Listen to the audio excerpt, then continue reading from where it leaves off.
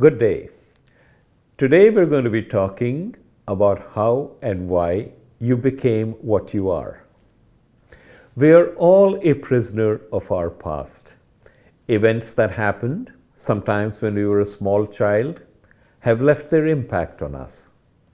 Attachment theory is making a comeback, and it basically says that how you relate to others and why you behave the way you do is a function of what you experienced as a child. If you were looked after well when you cried, or were you ignored when you were at need? Attachment theory holds that if your caregiver was indifferent and did not respond when you cried, then you will grow up to become an insecure adult. Think back in your life. Think back about how something happened and that affects the way in which you look at the world and relate to others. I can remember a good friend of mine who was in business, and he trusted a customer when the customer said, "Please ship me the products, I will pay you. Can't do it right now, but I can cut you a check next month." And he did. And the customer vanished. It scarred him so badly that he never gave anything on credit to anybody ever again. He thought he was being prudent. Perhaps he was, but more likely he cut himself off from significant growth that would have been possible. We don't recognize the extent to which who we are today is a result of the stories we tell ourselves about what happened in the past. Were you jilted when you were young? And the lesson you learn is, I'm never going to fall in love with anyone because they can never be relied upon.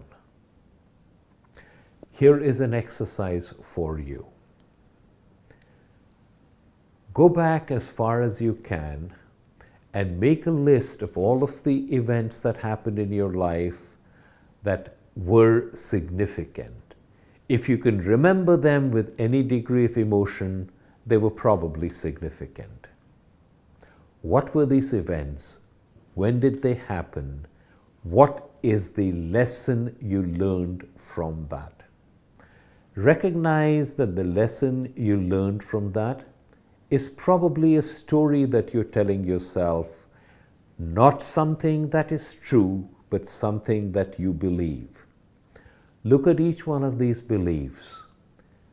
Is this belief truly serving you?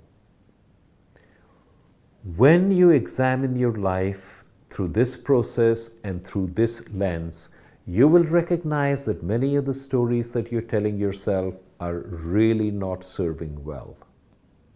You got cheated in business once, you're never going to trust anybody again. That's a story. That's a belief that probably will not serve you well. It is okay to exercise caution. It is probably not a good idea to say that you will never trust anyone again. Identify which are the beliefs in your life that are no longer serving you well. When you examine each of these beliefs through the prism of, will my life be better if I hold on to this belief or release it? You will find that many of those beliefs are in your way and no longer a service to you. And when you consciously recognize them, that is the first step towards gently releasing them so that they're no longer a constricting force for you in your life.